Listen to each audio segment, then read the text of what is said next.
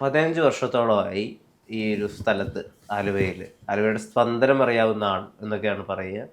ഒരു രാഷ്ട്രീയക്കാരൻ എന്നതിലുപരി ആലുവാക്കാരോട് അൻവറിക്ക, അല്ലെങ്കിൽ ചിലർക്കൊക്കെ സാധിക്ക, അങ്ങനെയൊക്കെ വിളിക്കുന്നവരുണ്ടല്ലോ. ഈ ഒരു സാധാരണക്കാരൻ കണക്ട് പലപ്പോഴും ചില രാഷ്ട്രീയക്കാർക്ക് മിസ്സായി പോകാറുണ്ട്. സാധാരണക്കാരൻ കണക്ട് എന്ന് വെച്ചാൽ ഇപ്പോൾ ഒരു കിലോ സാധാരണക്കാർ വാങ്ങിക്കുന്ന അരിയുടെ വില എന്താണ്, ഒരു ലെക്സിപ്പാനയുടെ വില എന്താണ്, അങ്ങനെ സാധാരണക്കാരൻ കണക്ട് മിസ്സാവുന്നൊരവസ്ഥയുണ്ട്. 15 വർഷത്തോളമായിട്ട് അൻവർക്ക് അറിയുന്ന ആരും അങ്ങനെ ഒരു കണക്ട് മിസ്സാവുന്ന അവസ്ഥയെ പറ്റി പറഞ്ഞിട്ടില്ല. എങ്ങനെയാണ് ഈ സാധാരണക്കാരൻ കണക്ട് മെയിൻറ്റെയിൻ ചെയ്യുന്നത്? ഇപ്പം നിങ്ങൾ പറഞ്ഞ അൻവർക്ക, എന്നെ പലപ്പോഴും ഇക്ക എന്ന് വിളിക്കുന്നവരുണ്ട്, അതിൽ കൂടുതൽ അൻവർ സാദത്തെ എന്ന് വിളിക്കുന്ന ആൾക്കാർ. ചിലപ്പോൾ എന്നൊക്കെ പ്രായമുള്ള ആൾക്കാർ അൻവർ സാദത്തെ എന്ന് വിളിക്കുന്ന ആളുണ്ട്. അങ്ങനെ പലരും, ചില അൻവർ, ചില സാദത്ത്, ചിലർ പറഞ്ഞ കൂട്ട് അങ്ങനെയൊക്കെ വിളിക്കുന്ന ആളുകളുണ്ട്. വളരെ ചെറുപ്പം മുതൽ രാഷ്ട്രീയ പ്രവർത്തനം വിദ്യാർത്ഥി രാഷ്ട്രീയത്തിൽ നിന്ന് ആരംഭിച്ച ആളാണ്. KSU എന്ന് ആലുവ SNDP സ്കൂളിൽ 8ാം ക്ലാസ്സിൽ തുടങ്ങിയ വിദ്യാർത്ഥി രാഷ്ട്രീയമാണ്. അവിടെ സ്കൂൾ ലീഡറായി, പിന്നീട് അവിടെ നിന്ന് ജില്ലാ സ്കൂൾ ലീഡറായി, അങ്ങനെയൊക്കെ വളർന്നു വന്നൊരാളാണ്.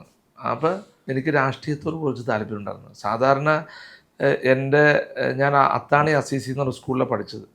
അവിടെ 7ാം ക്ലാസ് വരെ. അവിടെ നിന്ന് സാധാരണ ഞങ്ങൾ തൊട്ടപ്പുറത്ത് നെടുമ്പാശ്ശേരി സ്കൂളിലേക്കാണ് പഠിക്കാൻ ഒട്ടുമിക്ക കുട്ടികൾ അങ്ങോട്ടാണ് പോകുന്നത്. എൻ്റെ ബ്രദറൊക്കെ അങ്ങോട്ടാണ് പോയത്. പക്ഷേ എനിക്ക് രാഷ്ട്രീയ താല്പര്യമുള്ളതുകൊണ്ട് ഞാൻ ഉമ്മാനെ സോപ്പൊക്കെ വാപ്പ ഗൾഫിലാണ്, അവൻ ഉമ്മാനെ സോപ്പിട്ട് ഞാൻ നേരെ ആലുവ SNDP സ്കൂളിൽ വന്ന് ചേർന്നു. അപ്പോൾ ചേരാൻ വന്നപ്പോൾ അവിടെ HM ഉണ്ട്, ഇപ്പോൾ തങ്കമ്മ ടീച്ചർ. അപ്പോൾ HM അപ്പം തന്നെ എടുത്ത് ചോദിച്ചാൽ എന്താ അറിയുമോ, രാഷ്ട്രീയം കളിക്കാനോ എന്നെന്ന് ചോദിച്ചു. ഞാൻ ഇല്ല ടീച്ചറെ, ഞാൻ പഠിക്കാനാണ്, രാഷ്ട്രീയം ഒന്നും ഇല്ല എന്ന് പറഞ്ഞു. വളരെ ഭവ്യതയോടുകൂടി തന്നെ ടീച്ചറോട് ഞാനങ്ങനെ പറഞ്ഞു. പക്ഷെ എൻ്റെ ഉള്ളിൽ രാഷ്ട്രീയം എന്നുള്ളൊരു സാധനം മനസ്സിലുണ്ട്. അങ്ങനെ ഞാൻ അവിടെ ചേർന്നതിന് ശേഷമാണ് ഞാൻ പറഞ്ഞില്ലേ 8ാം ക്ലാസ്സിൽ KSUവിൻ്റെ മെമ്പർഷിപ്പ് എടുത്ത്, പിന്നെ അവിടെ യൂണിറ്റ് പ്രസിഡൻ്റായി, അങ്ങനെ ക്ലാസ് ലീഡറായി, പിന്നെ സ്കൂൾ ലീഡറായി, പിന്നെ ജില്ലാ സ്കൂൾ ലീഡറായി. അങ്ങനെ എൻ്റെ രാഷ്ട്രീയ പ്രവർത്തനത്തിൻ്റെ തുടക്കം അവിടെ നിന്നാണ്, വിദ്യാർത്ഥി രാഷ്ട്രീയം. ആലുവ SNDP സ്കൂളിന് വേറൊരു പ്രത്യേകതയുണ്ട്, അത് എൻ്റെ മനസ്സിൽ നിന്നും. കാരണം ആലുവ SNDP സ്കൂൾ വെച്ചാൽ നമ്മുടെ ശ്രീനാരായണ ഗുരുവിൻ്റെ പാദസ്പർശമായിട്ടാണ്. ശ്രീനാരായണ ഗുരു അവിടെ വന്നേക്കണ അദ്ദേഹം ആ സ്കൂളിലുമായി ബന്ധപ്പെട്ട് തൊട്ടടുത്തുള്ള അദ്വൈതാശ്രമമാലയിൽ. അപ്പോൾ അതൊരു പവിത്രമായ ഒരു സ്ഥലം തന്നെയാണ്. അപ്പോൾ അതൊക്കെ എൻ്റെ മനസ്സിലൊന്നുണ്ട്. അപ്പോൾ അങ്ങനെ രാഷ്ട്രീയ പ്രവർത്തനം ആരംഭിച്ചു ഞാൻ. പിന്നെ KSU യൂത്ത് കോൺഗ്രസ്സിലേക്ക് വന്നു.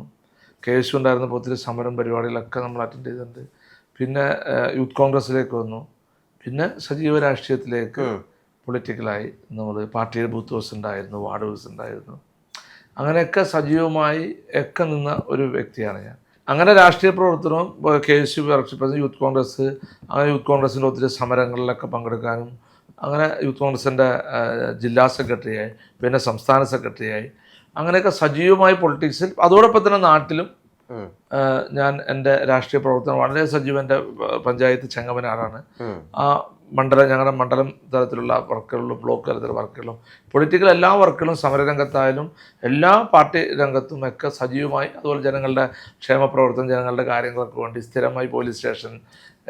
ഇന്നിപ്പോൾ പുതിയ തലമുറയ്ക്ക് എത്രമാത്രം അവർ നേരിട്ട് പോലീസ് സ്റ്റേഷനിൽ പോകുമെന്ന് അറിയില്ല. ഞങ്ങളൊക്കെ സ്ഥിരമായി ജനങ്ങളുടെ കാര്യങ്ങൾ ഇടപെട്ടുണ്ട്. പോലീസ് സ്റ്റേഷനായാലും വില്ലേജ് ഓഫീസായാലും പഞ്ചായത്ത് ഓഫീസിലൊക്കെ നിരന്തരമായി കയറി ഇറങ്ങുന്നൊരു സമീപനമായിരുന്നു. അങ്ങനെ ഇരിക്കുമ്പോഴാണ് എനിക്ക് ശരിയായ ജനസമ്പർക്കം. അതെ, ജനങ്ങളുടെ വിഷയം ഇപ്പം ചോദിച്ചല്ലോ, എങ്ങനെ ജനങ്ങളുമായിട്ട് ഇത്ര അറ്റാച്ച് ഉണ്ടാവാൻ MLA ആയിപ്പുണ്ടാ. അപ്പം അതിൻ്റെ അടിത്തറ തുടങ്ങിയത് എൻ്റെ രാഷ്ട്രീയ പ്രവർത്തനം. അവിടെ അന്നും ഞാൻ എൻ്റെ അടുത്തൊരാൾ വരുമ്പോൾ ഞാൻ അവിടെ രാഷ്ട്രീയം നോക്കാറില്ല, അവന് ആ കാര്യം ചെയ്തു കൊടുക്കും. അവൻ ആരാണെന്ന് നോക്കാറില്ല, ജാതിയോ മതമോ രാഷ്ട്രീയമോ ഒന്നും നോക്കാറില്ല. അന്നും ഞാൻ രാഷ്ട്രീയ പ്രവർത്തനം നടത്തുമ്പോൾ എൻ്റെ അടുത്ത് വരുന്ന ആൾക്ക് എനിക്ക് ചെയ്യാൻ പറ്റുന്ന കാര്യമാണെങ്കിൽ ഞാൻ ചെയ്തു കൊടുക്കും. അവിടെ രാഷ്ട്രീയ നിലപാടും കാഴ്ചപ്പാടൊക്കെ വേറെ. പക്ഷെ ഒരു സാധാരണക്കാരനൊരു കാര്യമായിട്ട് വരുമ്പോൾ അവിടെ നോക്കാതെ ഞാൻ അവൻ്റെ കാര്യങ്ങൾ ചെയ്യുന്നത് എൻ്റെ ഔദാര്യമല്ല, എൻ്റെ ഉത്തരവാദിത്തമാണ്. അന്ന് പൊതുപ്രവർത്തനം തുടങ്ങിയ കാലഘട്ടം മുതൽ ഞാൻ ഫോളോ ചെയ്യുന്നൊരു കാര്യമാണ്. അങ്ങനെയാണ് എനിക്ക് പെട്ടെന്ന് ഒരു തെരഞ്ഞെടുപ്പിൽ, പഞ്ചായത്ത് തെരഞ്ഞെടുപ്പിൻ്റെ ഡിസ്കഷൻ കിടക്കുന്നത്. അപ്പോൾ എൻ്റെ വാർഡിൽ, പറമ്പയെന്ന എൻ്റെ വാർഡ്, ആ വാർഡിൽ വേറൊരാളാണ് ഞങ്ങൾ ഉദ്ദേശിച്ചത്, ഒരു അലി എന്ന് പറഞ്ഞ ഇക്കായനെ ഉദ്ദേശിച്ചത്. പക്ഷെ ഇക്ക പെട്ടെന്ന് മത്സരിക്കാനുള്ള താല്പര്യമില്ല എന്നുള്ള മാറി. അങ്ങനെ പിന്നെ ആര് മത്സരിക്കും എന്നുള്ളതിൽ വന്നു. അപ്പോൾ അങ്ങനെ എൻ്റെ സഹപ്രവർത്തകരെല്ലാവരും പറഞ്ഞ് ഞാൻ മത്സരിച്ചു. അപ്പോൾ ഞാൻ പറഞ്ഞു അപ്പം ചെറുപ്പമുള്ള ഞാൻ വേറെ ആർക്കും കൊടുക്കാം, പിന്നെ എനിക്ക് അവസരം ഉണ്ടല്ലോ. അപ്പോൾ എല്ലാവരും പറഞ്ഞതല്ല, സ്ഥാനാർത്ഥി കുറച്ച് സ്ട്രോങ് ആളാണ്, അപ്പോൾ അതുകൊണ്ട് ഞാൻ തന്നെ നിന്നാലേ ശരിയാവുള്ളൂ, എതിർ സ്ഥാനാർത്ഥി, അപ്പോൾ ഞാൻ തന്നെ നിന്നാൾ പറ്റുള്ളൂ എന്ന് പറഞ്ഞു. അപ്പോൾ അങ്ങനെ സത്യം പറഞ്ഞ നിർബന്ധപൂർവ്വം ഞാൻ സ്ഥാനാർത്ഥിയാവുന്ന സാഹചര്യം ഉണ്ടായി.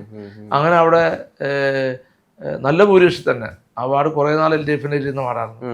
ആ വാർഡ് ഞാൻ തിരിച്ച് പിടിക്കുന്നൊരു സാഹചര്യമാണ്. ഇന്നും എൻ്റെ വാർഡിൽ അതിനുശേഷം എല്ലാ ടൈമിലും UDF ജയിച്ചിട്ടുള്ളൂ. അങ്ങനെ പഞ്ചായത്ത് തെരഞ്ഞെടുപ്പ് ജയിച്ചതിന് ശേഷമാണ് ജില്ലാ പഞ്ചായത്തിലേക്ക് മത്സരിക്കാൻ അവസരം കിട്ടിയത്. ജില്ലാ പഞ്ചായത്തിലേക്ക് മത്സരിക്കാൻ അവസരം കിട്ടിയത് അതേ പറഞ്ഞവര് എനിക്ക് മത്സരിക്കാൻ ആഗ്രഹമുണ്ടെന്ന് പാർട്ടിയെ അറിയിച്ചിട്ടു. പാർട്ടിയെ എന്നെ അറിയിച്ചു.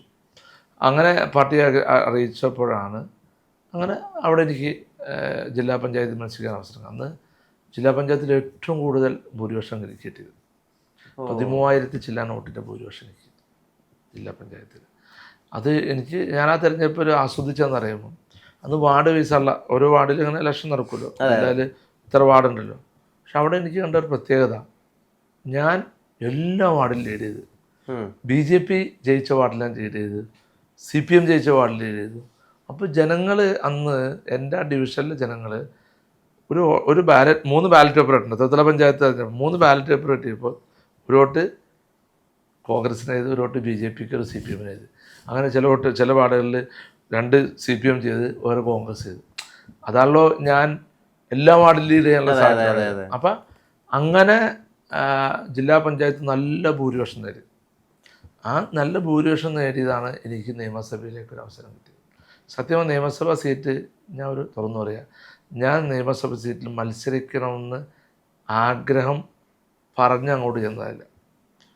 എൻ്റെ അടുത്ത് എൻ്റെ നേതാവായ ശ്രീ രമേശ് ചെന്നിത്തല എൻ്റെ അടുത്ത് സൂചിപ്പിച്ചത്, എൻ്റെ അടുത്ത് ചോദിച്ചു, ജില്ലാ പഞ്ചായത്ത് ഡിവിഷനിലെ വാർഡുകൾ ആലുവ നിയോജകൻ്റെ ഏതൊക്കെ ഭാഗം വരുമെന്ന് ചോദിച്ചു.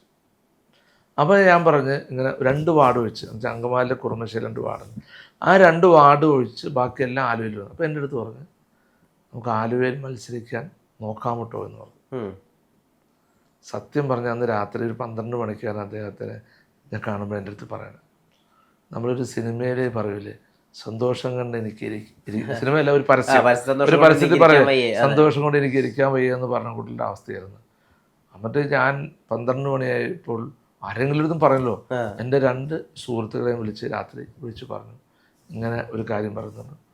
അങ്ങനെ പിന്നെ അതങ്ങനെ പോയി.